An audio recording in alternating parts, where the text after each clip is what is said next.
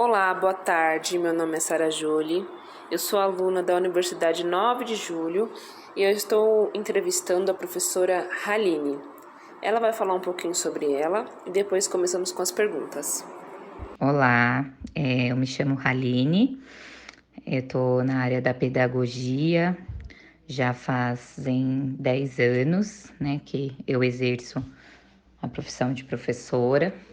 Durante esses 10 anos eu fiz algumas especializações, comecei com a pós em alfabetização e letramento, depois eu fiz neurociência, voltado também para a área da educação.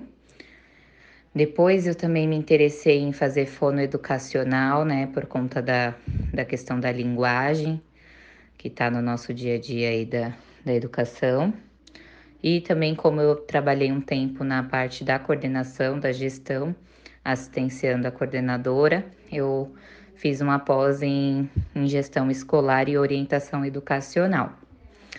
Por conta da pandemia, também busquei uma outra especialização em educação à distância e estou com essas formações aí no meu currículo. Amo exercer a profissão, né?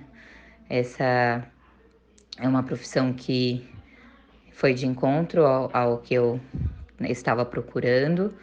Antes de fazer a pedagogia, eu fui formada em auxiliar de enfermagem, exerci o estágio prático em 4 meses, né, nos hospitais públicos, e foi quando eu vi que não era realmente o que eu queria, né, para exercer de profissão.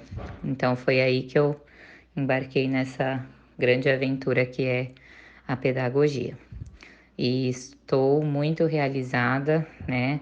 Hoje eu sou professora do maternal, mas antes de estar dentro da sala de aula com os alunos, eu estava trabalhando na assistência da gestão, né? Assistenciando as professoras, assistenciando a coordenadora e fiquei aí na assistência pedagógica por 3 anos.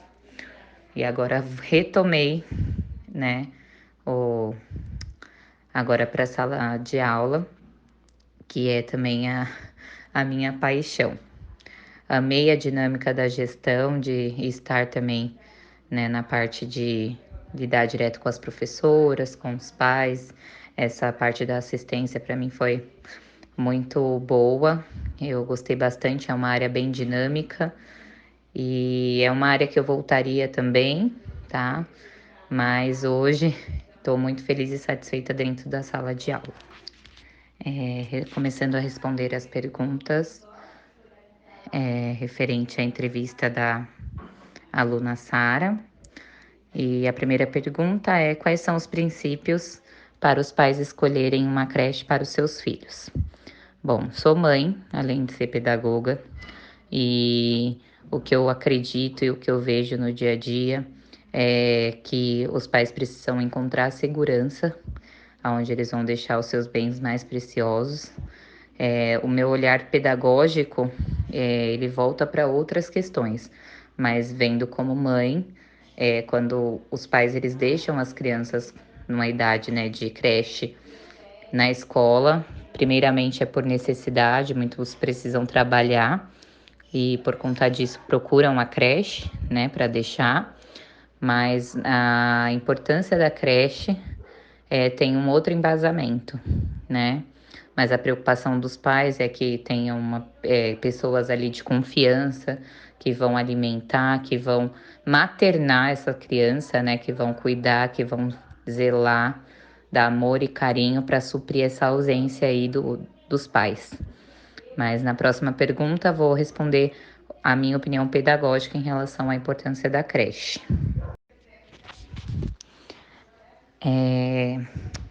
Respondendo agora a segunda pergunta, qual a importância da creche na vida da criança? Vamos lá. Na minha experiência pedagógica, você colocar a criança na pré-escola, você abre aí para ela uma visão muito grande, muito ampla em relação ao desenvolvimento dela na parte social, na parte cognitiva, na parte da motricidade, porque esses primeiros aninhos aí de vida, a criança ela vai aprender, né, a conviver com outras crianças. Então essa parte da interação é fundamental para eles. É, essa distância, né, do pai e da mãe que começa a acontecer, né, no momento que a criança vai para a creche, a criança ela vai adquirindo confiança nela mesma e vai se desenvolvendo aí na parte motora, na parte cognitiva, que é fundamental. Hoje eu acho que é essencial a criança já começar assim na pré-escola. Às vezes as pessoas acham que é melhor mandar só na idade obrigatória, ficam com receio, né? Mas é fundamental esse embasamento da educação infantil, porque as crianças elas não só vão lá para ser cuidadas, tá? Elas vão lá para aprender e elas aprendem mesmo, né? Cores, números, elas aprendem sobre os animais, meios de transportes, elas aprendem sobre o meio ambiente, então muitas coisas, tá? São explicadas para as crianças, né, por conta da BNCC, de acordo com o que a BNCC determina, os conteúdos, eles são aplicados já na educação infantil para essa criança. E isso ela vai levar para a vida. Então, a alfabetização dessa criança, ela vai ter uma base muito mais fácil se ela for, né, se ela teve esse início de educação desde da pré-escola, né, desde a educação infantil. Muitos entram aí no maternal e aí começa a receber esses conteúdos de forma mais lúdica, mas eles são aplicados, né, dentro da vivência da criança, que faz com que ela acomode esse conteúdo no dia a dia dela. Respondendo a pergunta número 3, qual a dificuldade que você percebe em a família em deixar seu filho nesse novo ambiente? Primeiro de tudo, eu acredito que é a confiança, né? Você romper essa distância entre a mãe, né, e o filho, até porque alguns começam aí, às vezes com 4, 5 meses, né, estão amamentando, e então esse distanciamento, ele é cruel, né, para a mãe e para a criança. Só que hoje eu vejo que essa dificuldade mesmo é a questão da confiança, né?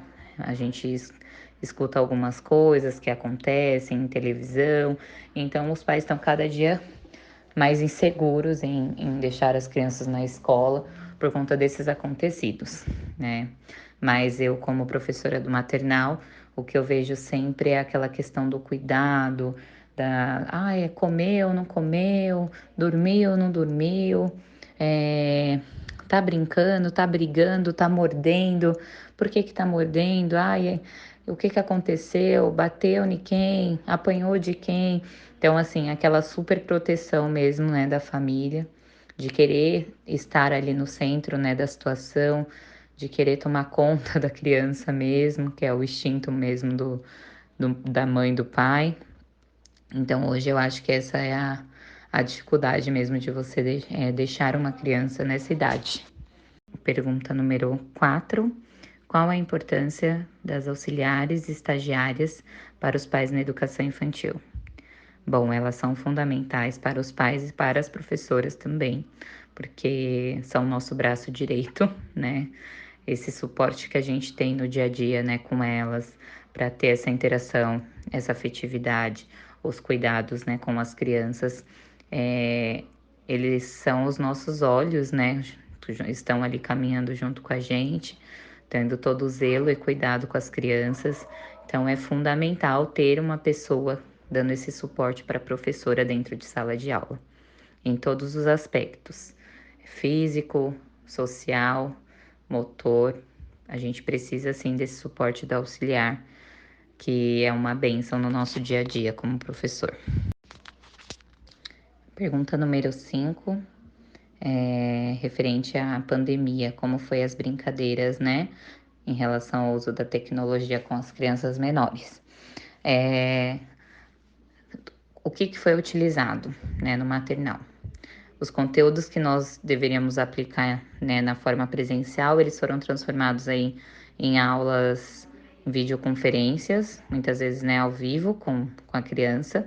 Então, muitos pais às vezes não participavam, né, dessas aulas pelas crianças serem pequenas, mas quando eles entravam, era um momento ali de interação, de matar a saudade dos amiguinhos também por tela. E a gente fazia conteúdos totalmente lúdicos, vídeos da professora fazendo a higiene, né, com roupão, touca de banho, sempre com um fundo muito legal, muito atrativo para a criança, né, aprender aquele conteúdo, assimilar. Então a gente falava sobre higiene, sobre o trânsito, sempre tentava fazer um vídeo cada vez mais atrativo para a criança assistir aquele conteúdo, matar a saudade da professora, né? E assimilar de forma concreta esse conteúdo, mesmo que de forma remota. Então a gente teve que se renovar, se reciclar, né? Para que chegassem aí às casas, até porque nós estávamos sendo avaliadas não só pelas crianças, né? Mas também pelos pais que estavam acompanhando o nosso trabalho dentro da casa deles. Resposta número 6, questão número 6, qual a expectativa, né, da família em relação ao profissional da educação infantil? A princípio, eu acredito que a expectativa deles seja em relação a maternar mesmo, a ter esse cuidado, esse zelo, né? Esse amor para com a criança. Eles não têm a dimensão do que é trabalhado em sala de aula, né? Eles acham mesmo que é só essa questão mesmo do cuidado, do zelo, mas vai muito além, né? As crianças aprendem no dia a dia brincando de forma lúdica, na interação, na divisão, naquele momento que, né, o amigo não consegue brincar, não consegue dividir. Então, as vivências que as crianças têm na educação infantil, elas são fundamentais para que o caráter seja construído, né, para que as próximas vivências nos próximos anos, que entram aí já conteúdos mais profundos, eles tenham essa base que a educação infantil oferece. Então, vai muito além do que os pais eles esperam, né? E quando termina o ano, eles ficam assim, meu Deus, nossa, olha o tanto de coisas que eles fizeram. Eles nem acreditam, né, que foi feito todo esse trabalho durante o ano com a criança. Resposta da pergunta número 7. O que eu acho que é fundamental de uma formação docente, né, para a escola particular? Bom, eu acho que tanto para a escola particular quanto para a escola pública, o educador ele precisa estar se reciclando, né, inovando sempre o seu currículo, sempre em busca, né, das atualizações, até porque a tecnologia ela avança cada vez mais e a gente com a nossa experiência, a gente não pode deixar de lado também os nossos recursos antes da tecnologia surgir. Então, tudo isso ele pode ser trabalhado de uma forma conjunta, né, para contribuir para o desenvolvimento e aprendizagem da criança. Então, eu acho que se você tem disposição de ir atrás, né, de outras coisas, de outras formações, para estar aí atualizada, isso é o principal. Resposta número 8, sobre a defasagem, né, em relação aos professores da escola pública e privada. O que eu acho que acontece? Eu acho que é por conta da zona de conforto. Às vezes os professores eles se acomodam ali e acham que só porque fizeram uma graduação, né, em pedagogia ou magistério, eles devem parar por ali mesmo. E eu acho que isso é o erro de muitos, assim, não se reciclar, não estar aí atento ao que as escolas têm inovado, até porque uma escola ela é diferente da outra, uma tem uma proposta pedagógica diferente da outra, né? Uma é construtivista, outra socio-interacionista, outra mais tradicional. E assim, você tem que estar atento a tudo isso, né? Para você praticar em sala de aula aí uma didática, né? Que dê certo na sua, na sua contribuição, no desenvolvimento da criança, né, para que ela absorva de uma forma aí concreta tudo que você está transmitindo. Eu acho que isso falta, né, na questão dos professores que acabam se acomodando. Resposta número 9, em relação à dificuldade do desenvolvimento e aprendizagem no pré e pós-pandemia. A princípio, as crianças elas trouxeram problemas, né, de ansiedade, problemas emocionais, porque eles não conseguiram aí acompanhar muitas vezes a, as aulas, né, online. As famílias não conseguiam, às vezes, colocá-los nas aulas para poder participar. E quando eles retornaram muitos com bastante defasagem de conteúdo que foi feito aí de forma, né, remota. Então, é a questão dos vídeos, né, as aulas que foram transmitidas seguindo cronogramas, as videoaulas que foram repassadas, muitas vezes eles não conseguiam fazer em casa, né? Diferente de estar ali dentro da sala de aula. Muitos até se dão com homeschool, né? Algumas famílias são até a favor, mas tem criança que ela precisa estar ali mesmo, né? No ambiente para poder absorver o conteúdo, né? Tem que estar na vivência mesmo, junto com o professor, tete a tete, para poder conseguir entender esse conteúdo. Então, acho que essa questão emocional mexeu bastante com eles, em que foi muito difícil para nós professores lidar com eles, né? Teve que ter bastante acolhimento para depois pensar na parte do conteúdo. Resposta número 10. Sobre o desenvolvimento da criança, né? Quais são as suas dificuldades e quais foram os seus aprendizados aí que elas levaram para casa, né? Nesse tempo da criança nos primeiros anos, da parte sensorial, né? Que é uma coisa que a gente trabalha bastante. E subsequente, o que acontece, né? Então, durante esse primeiro ano, realmente as brincadeiras elas são sensoriais, né, para estimular os sentidos, o desenvolvimento cognitivo e motor, como eu falei antes, e que contribui aí para os anos seguintes, que é uma coisa que a gente já trabalha no maternal 2, desculpa, no maternal 1, que é a fase de 2 para 3 anos. A gente trabalha aí essas habilidades sociais, emocionais e intelectuais para as crianças terem uma interação com outras crianças, que trabalha também as questões emocionais. Então, a gente fala bastante sobre os sentimentos para as crianças reconhecerem esse momento que ela tá com raiva, que ela tá triste, como que ela consegue reagir, né, a esse sentimento, como que ela consegue lidar com eles. Então, eles voltam aí para casa com essa bagagem, né, de reconhecer o que ela está sentindo, de dar nomes, né, aos sentimentos. Isso é muito importante nessa fase.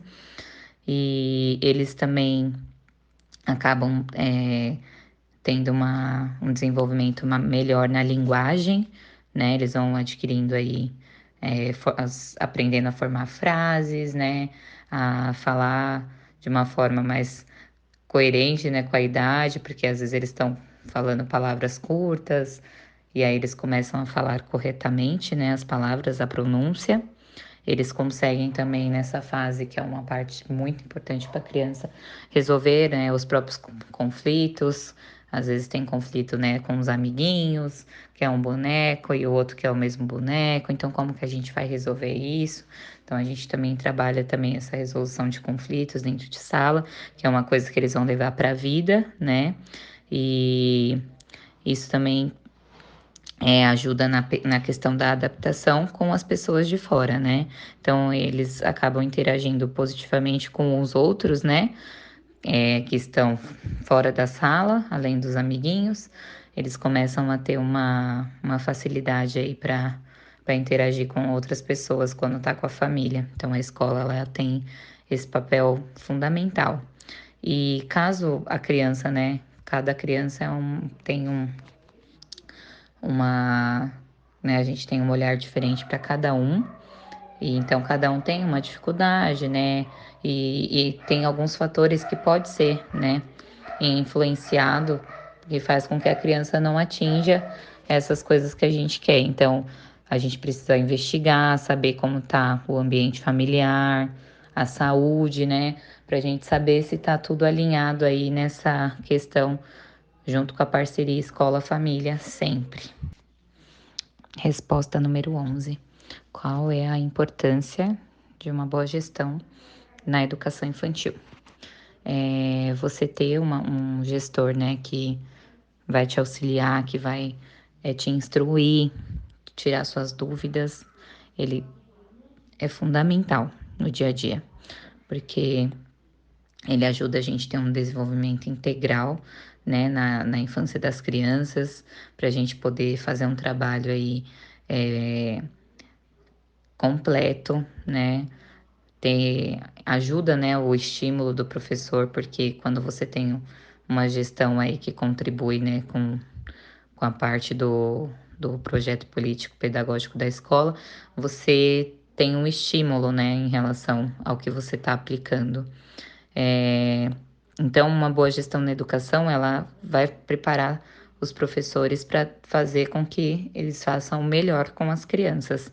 Isso é fundamental, a gente ter essas bases sólidas aí, para que a gente tenha experiências aí é, positivas, né, com as crianças, porque a gente precisa estar fazendo um trabalho impecável, né, com, ainda mais na educação infantil, que constrói essa base para os próximos anos, e, e sempre pensar também na inclusão, né, na diversidade, porque uma gestão cuidadosa, ela pensa, né, e considera as necessidades individuais das crianças.